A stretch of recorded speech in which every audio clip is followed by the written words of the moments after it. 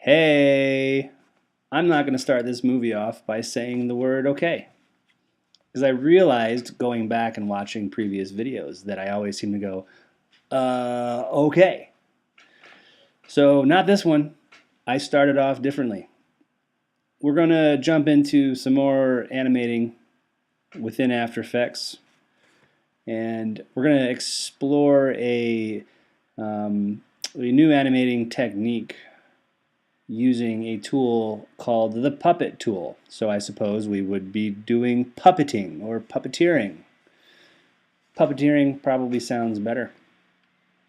I have in advance created a little character in Photoshop, loosely based after something I saw online, but I can claim this one as being my own, and I like him. He's really cute. I've included this guy in your exercise folder so you can join in as you watch. And that's a really good way to learn instead of just watching. Don't just watch. Play along with me. To kind of go back on some importing business, I'm going to import this file, and I'm going to use a quick shortcut, which is just double tapping in the project window. Boop, boop. And I'm going to find my file called Yeti. Yeti is a Photoshop file with two layers. One locked background layer that's white, and then one layer that has my little Yeti guy in it. And I'm going to import the Yeti guy as footage this time. Footage as opposed to composition or composition with retained layer sizes. I just want one layer out of a multi-layered Photoshop document. So I'm going to choose footage. I'm going to hit open. It's going to say, all right, are you sure you want to import this as footage? Gives me another chance to change my mind if I wanted to. I'm going to leave it at footage. And then layer options. Do I want to just import all of them merged as one big flat image, or would I like to choose a layer? I would most certainly like to choose a layer. I'm going to choose my Yeti layer. As you can see, the only other option is background. Wouldn't want it, it's just white. And then my footage dimensions, this is important. Layer size versus document size. And this goes back to that first importing video that you watched about layer sizes. I would really like to maintain the size of my layer of the Yeti, so I'm going to make sure that that's selected, hit done, and I end up with one imported file here that has my little Yeti guy. And he's a Yeti in honor of the blizzard that occurred here. So it's nice and snowy out. Let's play with a Yeti. I'm going to make a comp using my comp button. I will call it Yeti, not Yet2, Yeti base, I think is what I'll call it first. I'm just going to keep using this NTSC D1 widescreen square pixel format because it's easier for us in this class setting, but you definitely should be thinking about HD options if you're doing anything professionally. Aspect ratio square, frame rate, yes, and I'm going to have a duration of just 5 seconds because we don't need to play with this guy too much. And then my background color is set to white because he's a Yeti. Alright, click OK. There's my empty comp. And I'm just going to take my Yeti and drag him into my timeline, and it places the Yeti right in the middle. I'm going to grab a corner handle and hold down shift and just scale them down a little bit and maybe plop them right about there. Because I have future plans. But for now, I think that's a good place for our little Yeti to live. So up to this point so far, we've done basic animating using keyframes and the attributes in the transform category, so position and scale and all that stuff. This is just one guy. I mean, well, yeah, he's one guy. This is just one layer to this guy. So I don't have the freedom to animate just a left arm, right arm, or legs, or whatever. It's one flat object. And if I look at what the object actually is holding as far as pixel data goes, I could click on the toggle transparency grid button to remove my background color just temporarily, so I can kind of view what pixel data is present on a layer. And there you go. You see that it is isolated to just the artwork of this little character. The horns, the arms, the legs. I'll turn them back on. So we're using the Puppet tool. And the Puppet tool is based on the established relationship between different pins that you would basically poke into this layer that is considered our puppet. And we have a tool up in our toolbar. It's the rightmost one, called Puppet Pin Tool. If I click and hold, we'll see that there's the Puppet Pin Tool, the Puppet Overlap Tool, and the Puppet Starch Tool. We're just going to start with the top one, the Puppet Pin Tool. And I'm just going to lay down a few pins, one on the head,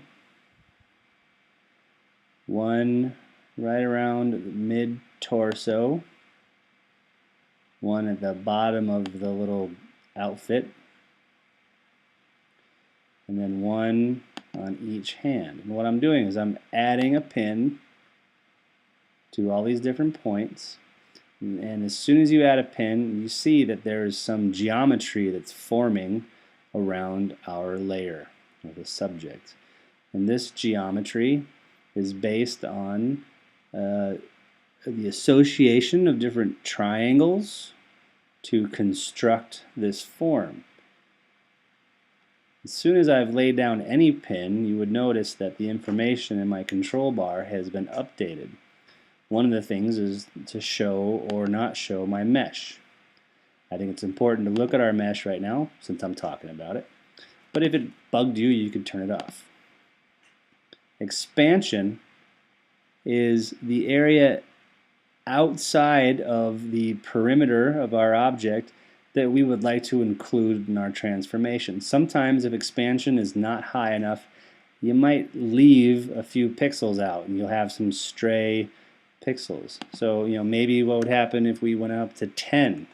You see that now the expansion has grown and it's including more of the area outside of the animated or soon to be animated object. But it does things like it bumps into each other here at my legs. And if I went back down to expansion of 2, you'll see that the legs are now isolated. So they do not clump together. So if you needed to have the freedom to animate the legs individually, then you'd have to have a lower expansion. But with my lower expansion, I can see that my horn on this right edge is not included. So that's important. I need that stuff. And I think that 10 is going to do as good. And then the field next to that is triangles. How complicated of the geometric mesh would we like to go? I feel that a higher triangle rate would be ideal. I'm going to go to 450. And when you do that, you see that this whole area, this mesh, becomes more populated with triangles. They are a little more uniform in shape, and they are also going to allow for a little bit more of a smooth animation. So these pins that we laid down are specific to the location based on the geometry of the pixels that were present in the layer. Just to show you what would happen if I click on the little pin that's on the head and I drag it left or right, you start to see a relationship forming between other established pins. He looks very happy. He's doing a little dance, and that's exactly what we're going to do. We're going to make this guy dance. So right now I'm just dragging it back and forth with my hand before letting go. And if I were to let go, it's going to be frozen in that little position. I'm going to hit undo just so I don't screw that up yet. So as soon as you lay down a pin, one thing that you should definitely note is that a keyframe for that pin's location has been added to your layer. So I'm going to look at my layer real quick. I see that it's an effect. It's called Puppet. And I have something called Mesh 1. And if I open up Mesh 1, there's the information from the control bar, how many triangles I have, what's my expansion. And then there's a field called Deform. If I open up Deform, it shows me my 5 pins. Pin 1 is the head, pin 2, torso, pin 3, the bottom, and then pin 4, his right arm, but on our screen left, and then his left arm. Any of these could be renamed by hitting the return key on your keyboard. So I could say head, hit return, maybe I'll do mid, and then lower, and this is arm left for me, makes more sense I suppose, and then arm right. So you can rename your pins, and that's just one of the organizational details that I like to bring to not only my work, but try to rub off on my students. But if I opened up any of those things, you would see that there is a stopwatch, it is depressed, and it is giving me a position value, an X and a Y value, and there is a keyframe right there.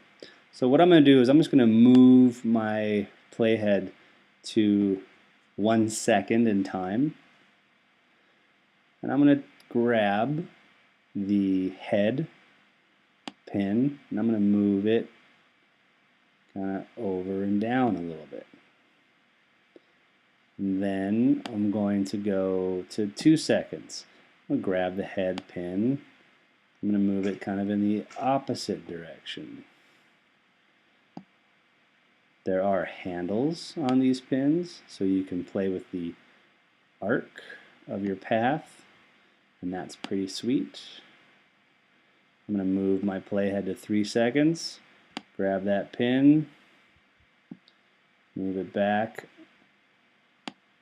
4 seconds, grab that pin, kind of back over sort of in the area that I had it. And it doesn't need to be perfectly in the same spot because perfect is boring. But there is a good time for perfection. And what I'm going to do is I'm going to go to the very end, last keyframe. I'm going to find the value of position for my head pin. I have to open it up. And I am going to, I should maybe stretch that out a little bit. There we go. I'm going to right click on the word position, and I'm going to choose reset, and that's going to put it back where it originally started, which is in the exact same frame at frame 0. So if I were to just watch what I had done, I'm going to do a quick RAM preview. So you see the head moving, and now it's going to play back at real time. Oh, he's such a happy little Yeti. Okay, happy Yeti. I love it. And what's nice is that since I have the same value at the end as I do at the front, if I were to loop this or needing a loop, then it would be uniform. It wouldn't jump and be all strange. So that is how you animate the pin by hand. One thing I want to note that since there is a relationship going on between the pins and the geometry, notice the feet. His feet are wiggling. And that's kind of weird because normally he'd be standing on something. Unless he had wings, and then it'd be okay. You wouldn't mind if those feet kind of waved around a little bit.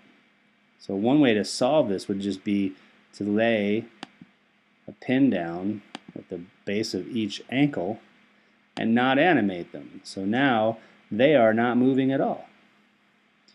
The little skirt kind of moves a little bit. And that's something that you could maybe address if you were to take, so I just added new pins, and there they are, puppet pin 1 and 2. They're not named, but that's okay. I know what they are. If I took lower and kind of mimicked the movement you gotta be real careful because that lower pin has a direct association with the pins at the ankles. So I could get a little bit of like what looks like foot rocking, which is kind of cool, but those ankles will definitely be anchored because I put the pin down. So just a little bit of movement I'm going to give the guy at the bottom. And it doesn't need to be at the same time either. And that's what kind of goes back to what I was saying about perfection sometimes being boring. In this case, it's an organic form. It's a little guy. He's got his own little spunk and style. And maybe he isn't perfectly timed. I'm going to reset at the very end of my timeline a position for my lower so it's right back where it belonged. And now, if I kind of assess his little rocking going on, it's cool. It feels like the bottom of his little furry outfit, I guess it could be a her, is also kind of moving with him. But the arms are definitely locked, right? So let's address the arms. Let's say that in 1 second's time, while he's starting to rock the hips, I could grab his right arm and bring it down. I could grab his left arm, bring it down, and then maybe they sort of wiggle a little bit. Maybe they're going over here, and then at the 3-second mark, they're wiggling back out a little bit. Because, you know, when you're dancing, those arms, they gotta move. Keep you balanced, otherwise you fall over on the wedding floor and everyone talks about it on Facebook for a couple of weeks. I'm not saying that happened to me, but that's what would happen. At the very end, I'll just go into my arms again and hit reset. Hello, respond. There you go. Reset and then reset. And he's back up to the straight out thing. Why? I don't know. Just because I like to watch him loop. So, if you imagine little music that he's dancing to, it's a lot of fun. So here goes the loop. Yeah, he's got a great little dance, and you can't help but smile. So cute.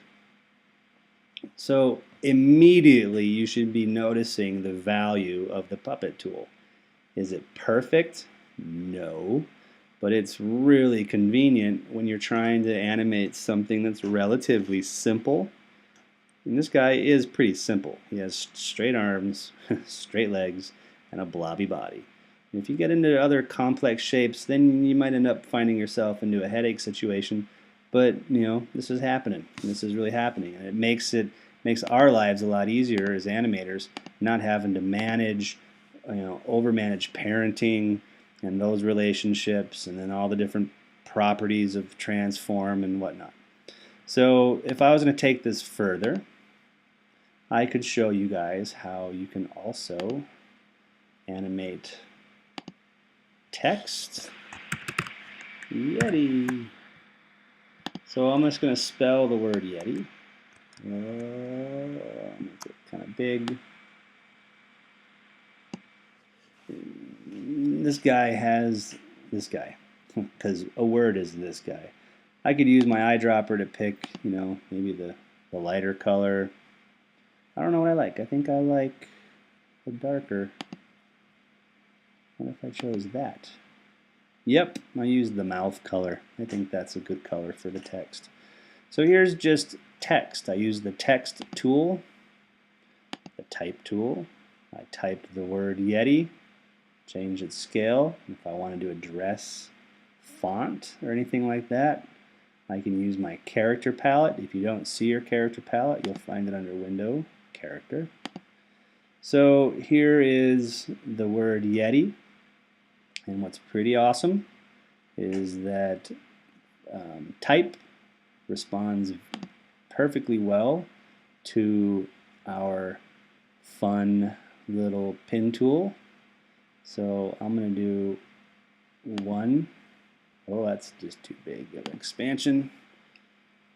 Should it be 5? No, it should be 2. It's important that my expansion does not exceed the pixels from one letter into the other. If it did, and I still needed my expansion to be larger, then I'd have to go into some typography settings like my tracking and open it up a little bit so that I didn't bump into it. And I don't really know if I need 450 triangles. I probably need about 200 because it's just type. So that's good. So then I'll do a mid one and a bottom one, and I'll do my E, something like this. My T will also have a top, middle, and bottom, and same with my I. So now I can grab pins and animate them, and the letters jiggle and move. And right now you're probably saying, man, that's so cool. And it is cool because look at what instant access it gives you to animation, right? It ends up being not always the animation that you need for a piece, but it can definitely bring things to life a little bit and give you some zing and pizzazz that happens pretty quickly. So I'm going to show you another trick about the pin tool. So I got my pins all set up on my type, and I'm going to take the top pin of my Y, and I'm going to hold down the command key. And what the command key does is it takes that pin, you can see it turns into a little stopwatch, and it's going to record my movement. If I hold it down and start clicking and dragging, it's going to take 5 seconds, since that's the length of my comp, and just record wherever it is I take that pin. This is awesome. So I'm going to press the command key. I'm going to click and just start dragging back and forth and back and forth. And the result is, look at the top of the Y. So it just recorded all of my movement. Live recording. Strange, it goes fast and then really slow. You know what, I'm going to do that over. Because something weird happened there.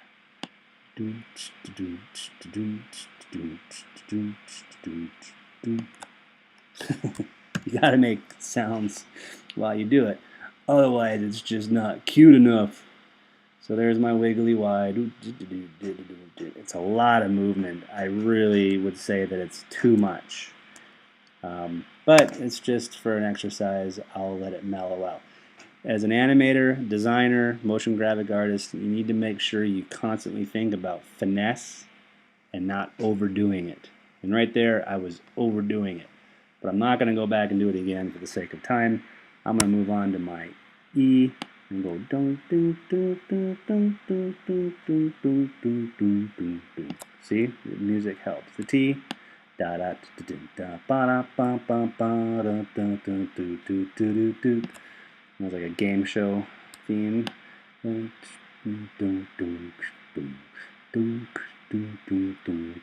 So now I have the tops of all of my letters.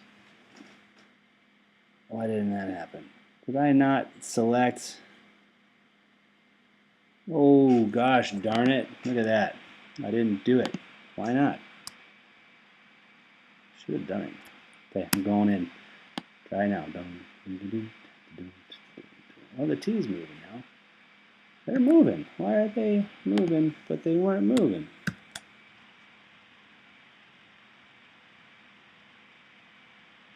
Well, now I'm just feeling rather silly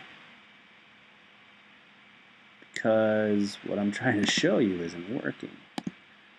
That is not good.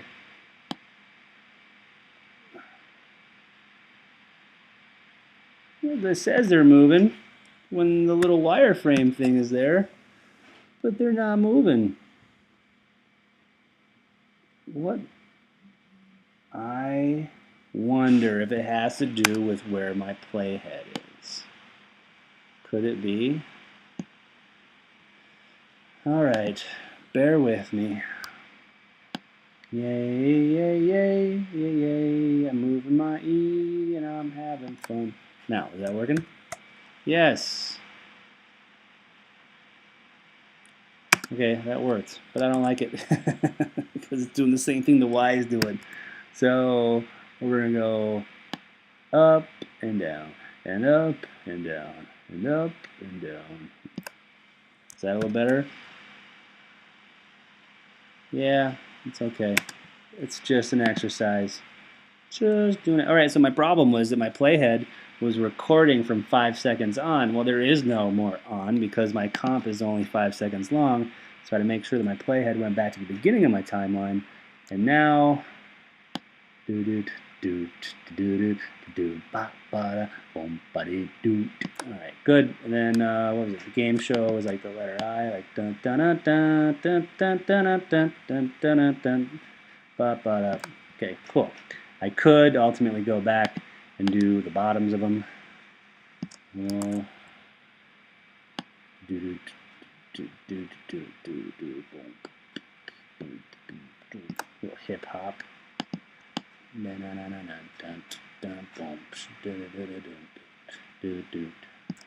and then my eye. Nope. Little Hawaii 5-0. He's surfing. All right, good. Success. I'm going to look at it. And look at the fun little letters. Oh, they're so happy. And that's very unique animation for typography, which as we go through the typography section of After Effects, very different as far as what its limitations and possibilities are. But here, oh man, like this is the stuff made for children as far as the audience goes, right? However, my 9-year-old could probably do this too. So cool. That would look really good in a whole like show intro where it's like about a movie about the Yeti. I believe I have it here. Dunk, dunk, dunk, dunk, and the Yeti sample. Come on. There you go. And it's going, what if you had a computer that didn't like to play movies? All right, come on, start over. So watch this. Whoop, whoop. Yay, Yeti! So I put it together before with a few little circles, whoop, whoop, that open up, and I nested the comp that we're currently working in, so it's just one layer, and it flies from the bottom up to the screen and lands, and then the words Yeti, the letters pop on, Yeti! And it's a lot of fun, and it looks like something that you'd see at the beginning of a cartoon or something, a little webisode. And I was able to do it in just a matter of minutes. And so much fun. I can just imagine what the soundtrack and the voice of that little Yeti would sound like. So take the Yeti, play with it if you haven't already. Play with some type and see what you can do with the pen tool. Play with animating your pins over time manually, and then play with recording them live. And I think you'll find that it's quite exciting. One last note, if I was to take my Yeti and my pin, this arm, and move it over the area of my Yeti, you would notice that the arm went behind. Let me zoom in a little bit. The arm is behind the guy. So there are a few other little tools that you can help, and one of them is the puppet overlap tool. And if I were to take the puppet overlap tool and click on the hand, as soon as I did, it popped out in front. That's because my in front is set to 26%. If I have it set to a negative, it's going to be behind. If I have it set to a positive, as long as it's in front of other values, then it'll be in front of them.